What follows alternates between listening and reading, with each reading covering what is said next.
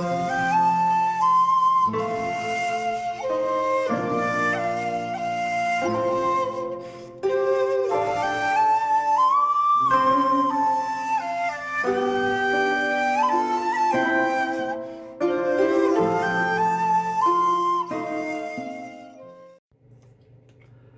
there, this is Solitary Ronin from Solitary Ronin Films, and welcome to another episode of In the Frame. Today I'm going to talk about Indicator's August releases. Now, unlike June and July, I did actually pre-order all 4 of their releases because they all sounded interesting. There are 2 bangers in here, 2 films that I would highly recommend you buy right now. These are due for release on the 18th of August in the UK. And another one of the films is really good, and one of the films is a bit of a dud, but that's just my opinion. It does get pretty good reviews in Letterboxd, so you can play the game of which ones are which. So just by spine number, and we have spine number 460, which is Storm Centre with Bette Davis, and this is also available in imprint Blu-ray from Australia. Spine number 461, we have Bonjour Tristesse, directed by Otto Preminger. 467, we have The Liberation of L.B. Jones, or Lord Byron Jones. This is also available in imprint in Australia. And then finally, spine number 469, we have Injustice for All, directed by Norman Jewison, starring Al Pacino in another role that he probably should have got an Oscar for, but apparently Scent of a Woman is the only performance that was Oscar worthy by Al Pacino. So again, you can guess which 2 are the bangers, which one is very good and which one's clunker, according to my pitiful taste. We'll start with Storm Centre. Again, this is one that I have almost bought on imprint quite a few times, but I got an Indicator quite a lot. There's quite a lot of crossover between Indicator and imprint, so sometimes you're better off waiting if imprint releases something, because chances are Indicator might pick it up. This is from 1956. It's 86 minutes long, stars Bette Davis, Brian Keith, and Kim Hunter. It was co-written and directed by Daniel Taradash, the only film Taradash ever directed, and it's the first Hollywood film to talk about basically McCarthyism without calling it McCarthyism. It's a wonderful little kind of low budget film about a middle-aged librarian. Bette Davis was 48 when she made it, but she's supposed to be at least 10 years older than that, who is widowed. Her husband was killed in World War One, and the library is her life, and she kind of mentors kids who actually are interested in books. And kind of running parallel is the story of little Freddie, who likes books, much to his father's disgust. The father doesn't like books, and he doesn't like the fact that his wife plays the piano.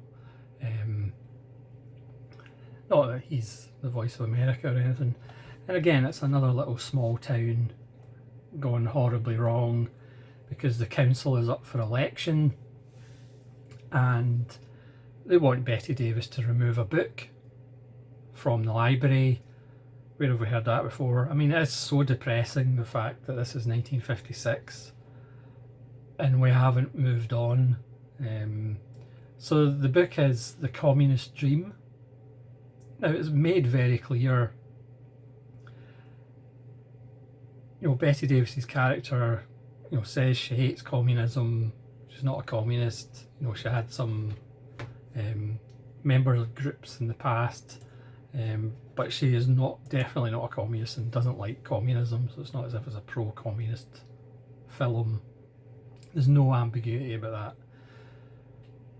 But as she says, you know, Russian libraries don't have books on democracy, whereas America can have Mein Kampf, they can have books on communism so people can read them and be educated about why they're so bad.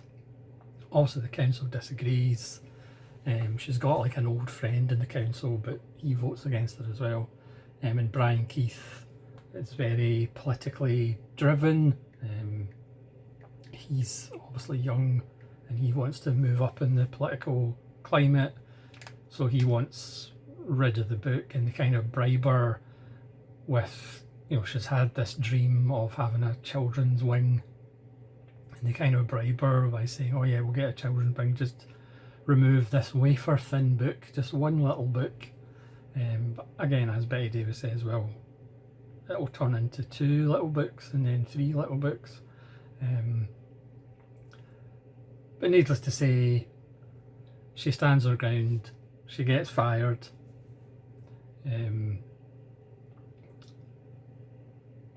Little Freddie goes from loving her and loving books to hating her and hating books and hating communists. And obviously she gets guilty by association, and things turn even uglier than what you'd expect. I mean, obviously Betty Davis was, you know, 48, she was in a different kind of space. She was kind of no longer, you know, like the huge star. But I mean, she does blow everybody away in this film. She's still Betty Davis and she's still a star, but obviously wasn't getting those kind of huge budget starring roles anymore. But she's just absolutely brilliant in this. Again, you could say it's a little bit clunky at times, it is low budget, but it is a wonderful performance by Betty Davis, and she's got a great kind of last couple of sentences in the film, and again, it's a wonderful example of small town mentality, how mob culture can quickly get out of control, as we know. I mean, again, we never learn from anything. All these people need to watch all these films from the past and actually try and learn something, but we never do. It's a high definition remaster. There's a commentary from 2025 by Jason A. Ney. There's a 15-minute piece by Lais Lankman from 2025 about the film. There's a Guardian lecture of Saul Bass, because Saul Bass did the titles, and he actually did the titles of another one of the films in the quartet. That's 86 minutes from 1986, audio only, you can just listen to it while you're watching the film. And there's a trailer, and of course there's a booklet. So it's 86 minutes, it doesn't outstay its welcome. It's kind of shot economically and effectively, but it's all about the performance and the message in it. It's probably a sale item you could pick up when Indicator do their sales, but if you're a Betty Davis fan, it's essential, because it's one of those kind of middle career films that she's still absolutely awesome. Next up is Bonjour Tristesse, directed by Otto Preminger. This is 1958. I always thought it was a bit later than that, but it's actually 1958. Based on a French bestseller,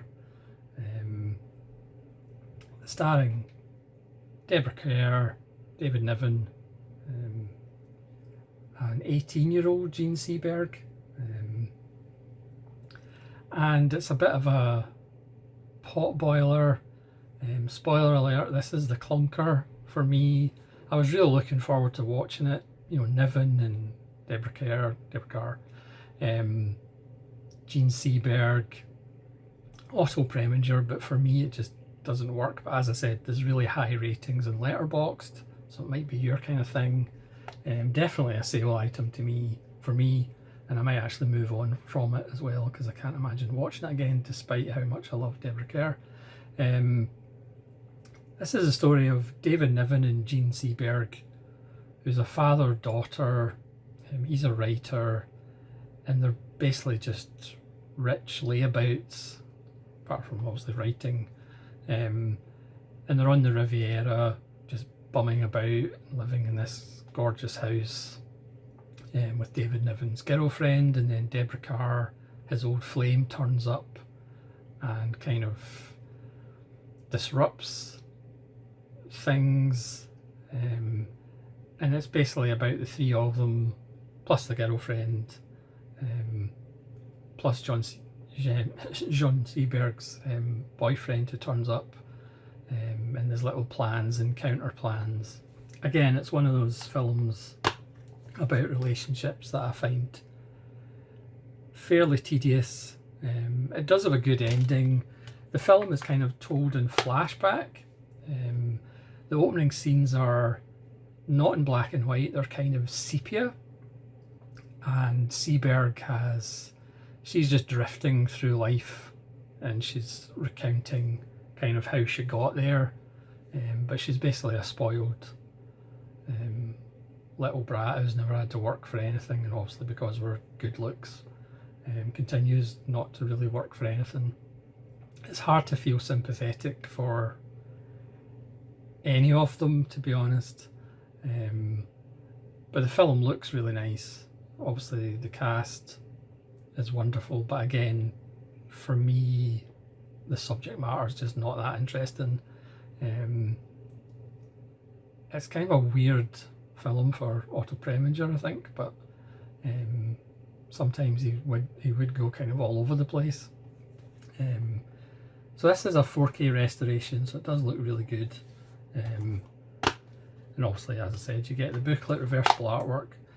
There's a commentary by Glenn Kenny and Farron Smith and Nehemi from 2025. There's a 2017 piece for 5 minutes with British actor Jeremy Burnham, recalls the experience. There's a 22-minute piece with Jeff Andrew talking about the film from 2025. Dennis Westhoff, son of Francois Sagan, discusses his mother's best-selling novel. That's from 2016, which is 14 minutes, and there's an original trailer. So this is a film that's not for me, unfortunately, despite the cast, despite the director. And again, I would say it's probably a sale. Well, it's definitely a sale item, and I'll probably be selling it at some point. Because again, despite Deborah Kerr and David Niven, I can't imagine watching it again. But now we come to the two films that I would say you should buy immediately, because they're absolute bangers. The first is The Liberation of L.B. Jones, or Lord Byron Jones. Again, this is on imprint in Australia, so if you're near Australia, obviously you can buy it from imprint. Directed by Norman Jewison, music by Elmer Bernstein. It's got a wonderful cast, based on a book by Jesse Hill Ford, who co-wrote the screenplay. It stars Lee J. Cobb, Anthony Zerba, Roscoe Lee Brown, Lee Majors, Barbara Hershey, Yaphet Kotto. Yaphet Kotto was, I think, 31 in this. And man, he looks bigger than everybody else. He's about a foot taller than everybody else in the film. The singer Lolo Falana. And this is 1970, so it's post kind of In the Heat of the Night. It kind of gets called blaxploitation, but in a wonderful piece on the extras. Blaxploitation wasn't actually termed until about 1972, but I think it's a bit more than that. There's a lot going on in this film. It tells the story of Lord Byron Jones, L.B. Jones, played by Roscoe Lee Brown, and he is he does all right. He's owns a funeral parlour, a mortuary, and he's kind of the most successful black businessman in this South Tennessee town. And he wants a divorce from his younger wife, Lola Falana, who has been messing about with filthy, dirty, horrible cop Anthony Zerbe. Again, I'm not really sure what the attraction is because Zerbe just plays an absolute scumbag in this film, along with his partner. But Roscoe Lee Brown wants a divorce. But obviously if it goes to court, then Anthony Zerbe will be named, and he's got a wife and 2 kids. And, in South Tennessee, they don't want white men being kind of named having relations with black women, because it's a particularly racist area. Lee J. Cobb plays the lawyer who L.B. Jones goes to, but he himself admits that he's a racist. He uses the N-word quite a bit. The N-word is used in the film quite a bit, so prepare yourself for that. But again, it's a sign of the times, it's being true to the times. Lee Majors and Barbara Hershey, it's his nephew, and Barbara Hershey's engaged to Lee Majors, and they're kind of idealistic. Lee Majors is a lawyer who wants to come and join his uncle in the practice, but also take over when Lee J. Cobb retires or dies. And obviously they represent the new kind of more liberal attitude, whereas the rest of the town is pretty much the old dirty, nasty, racist South. The film starts with Lee Majors and Barbara Hershey coming on a train. It's the same image that the film ends on. And we're also introduced to Yaphet Kotto, again 31 at the time, just looks fantastic, but is so, as I said, he's like a foot taller than everybody else in the film.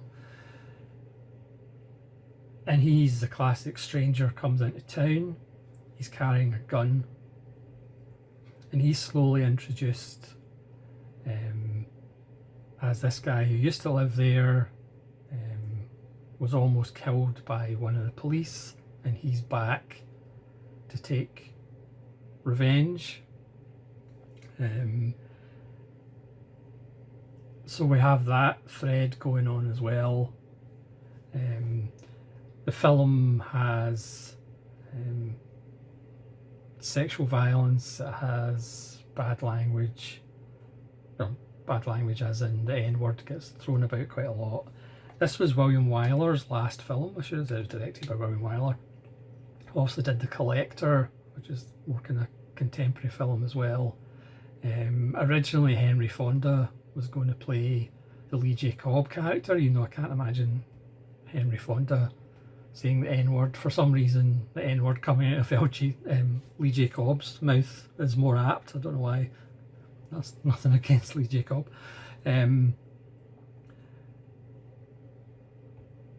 It's just so good. I don't want to give away all the details, but the great thing about the film is it does play on your expectations. Charlton Heston, who worked with William Wyler twice, Ben R, I can't remember the other one, didn't like the film, so that's always a recommendation.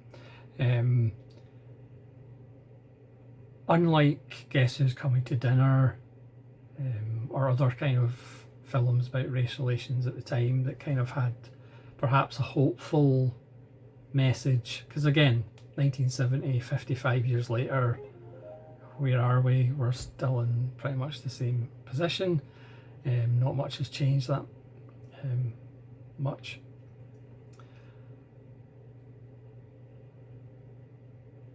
yeah, it plays on your expectations. It expects certain characters to change, and you actually think certain characters are going to change, but they don't.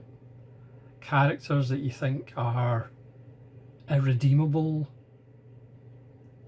don't perhaps change, but they certainly think about their actions. There's a wonderful 10-minute sequence in a junkyard near the end of the film that's absolutely wonderful, brutal and horrible. There is a couple of fairly horrible deaths, but one is strangely satisfying. Yeah, it didn't do well. It was kind of forgotten about.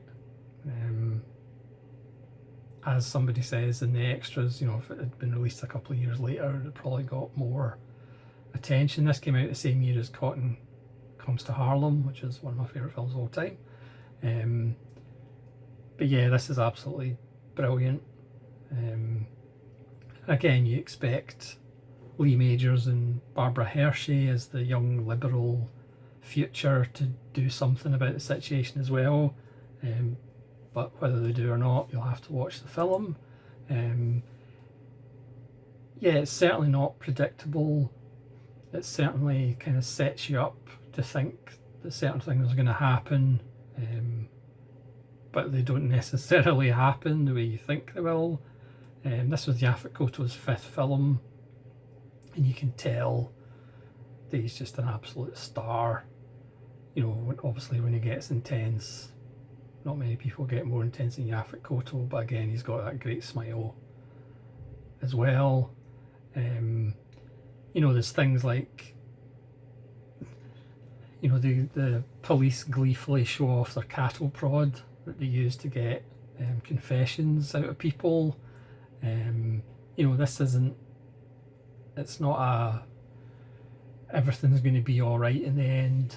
Very much like Spike Lee's Do the Right Thing, it doesn't necessarily give any nice, easy answers for the problems, which again, as we know, you know, that's not really the truth, because there is no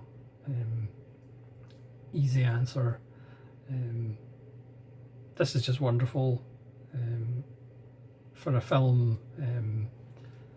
For a last film, it's pretty damn good, even though it wasn't a success or anything. But Fred Zinnemann wrote William Wyler a letter saying that he should be very proud of this film, because it is absolutely wonderful. It's a high definition remaster. You get a commentary with Brian Reisman and critic and filmmaker Mike Sargent from 2025.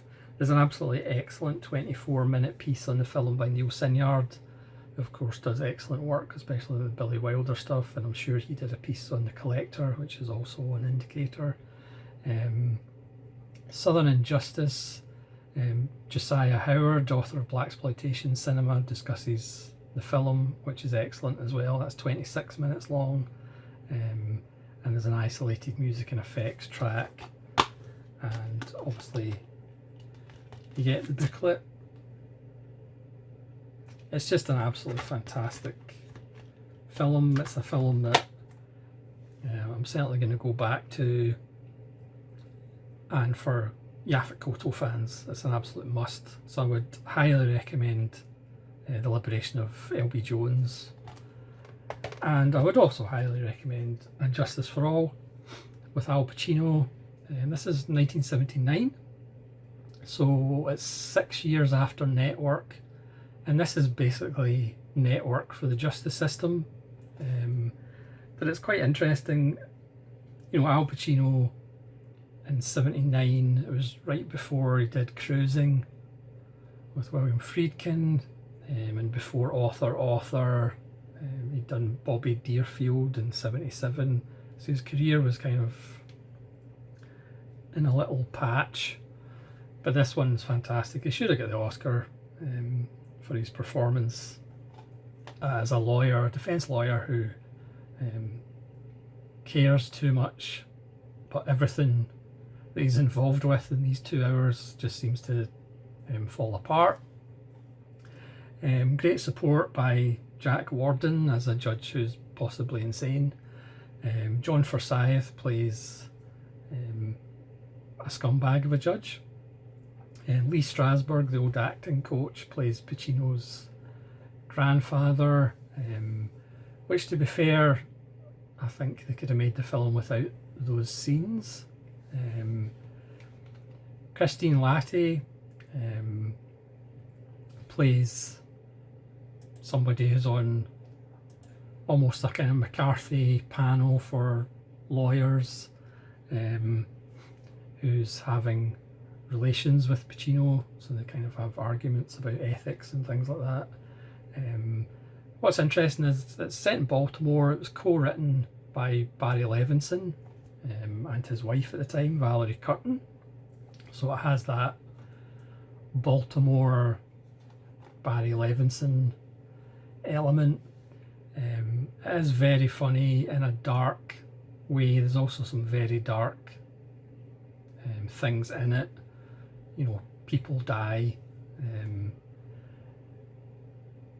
in particularly sad ways. So again, if you like Network, you're probably going to like Injustice for All. There's great support by Jeffrey Tambor. Again, obviously defence lawyers do defend people that are guilty, and they try and get them off because that's their job. And Jeffrey Tambor, his character arc is very good, because he plays a fellow lawyer who gets a killer off, but that leads to more trouble when he hits the streets, and Jeffrey Tambor's character takes it pretty hard, unlike other lawyers who just don't care about the people. Another wonderful thing about it is Joe Morton has a tiny little role as a doctor near the end of the film, which is wonderful to see. He gives a fantastic performance in his 30-second screen time. I mean, this is Pacino's film. He just goes in like a downhill slide as all the deals inside deals become apparent. Craig T. Nelson plays the prosecutor in the big case, and again, he's interested in getting his name out there and being a star. He likens the big case to a Super Bowl, and again, he's not really interested in the people. So as I said, John Forsyth plays this scumbag lawyer. We're introduced to Al Pacino at the start of the film in jail for contempt of court. But then, much to the lawyer's glee and the kind of crew that Pacino hangs out with, John Forsyth is arrested and accused of rape, and not just rape, but rape and beating, a severe beating to this young woman. And despite John Forsyth hating Al Pacino, he wants Al Pacino to defend him, because they're going to use him as a political pawn, because Al Pacino has no political affiliations. Everybody knows he hates John Forsyth, so the only reason he could possibly be defending him is because John Forsyth is innocent. And obviously that creates a moral dilemma for Pacino, because they kind of blackmail him. They bring up his past, so if he doesn't defend John Forsyth, his career might be over. It's just a wonderful film. It is full of kind of absurdities. Again, Levinson hung out in court in Baltimore. He knew lawyers pretty much from Diner, the guys who left and became lawyers. Obviously Diner was kind of based on friends that Levinson had. So that's why he wrote, and the script is wonderful. It's really funny. I mean, again, it's not for everybody, but then, as I say, what film is? But it has that black humour. As I said, if you love Network, you're probably going to love this as well. And Pacino is absolutely fantastic. Again, I'm not going to go into every detail. if people haven't seen it, but it's an absolutely wonderful film. Again, there's Pacino looking exasperated.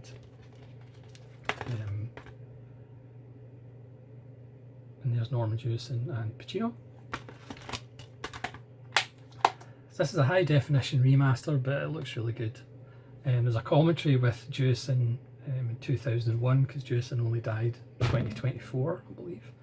There's a commentary with Alexander Helen Nicholas and Josh Nelson, the Australian kids from 2025, which I'll have to listen to that, because I do love Alexander Helen Nicholas. Norman Jewison, The Testimony of the Director in 2008, is a 12-minute piece with Jewison talking about the film, talking about Pacino. Barry Levinson cross-examining the screenwriter 2008 for 7 minutes. And there's also a Guardian interview with Barry Levinson, which is 66 minutes long, from the year 2000. And there's 4 deleted scenes, which are 11 minutes. There's a David Seeger trailer commentary, and of course the booklet as well. So I think this is probably the best month for Indicator for the last 4 or 5 months probably. Again, I would urge people to buy these immediately, but obviously you can wait for a sale, because these aren't really going to sell out, I wouldn't think. Maybe Injustice for All, just because it's Pacino, might sell out, but obviously they do standard editions. And again, Storm Centre is probably a sale pickup, and for me, Bonjour Tristesse is a bit of a clunker, but again, that's just me and my tastes. But that's Indicator for August. Again, these are out on the 18th of August from your local Blu-ray shop around the corner, or wherever you buy your Blu-rays. So thanks very much for watching. Please let me know if you've seen any of these films and what you think of them, and hopefully you'll join me again for more episodes of In the Frame. This is Solitary Ronin from Solitary Ronin Films saying farewell.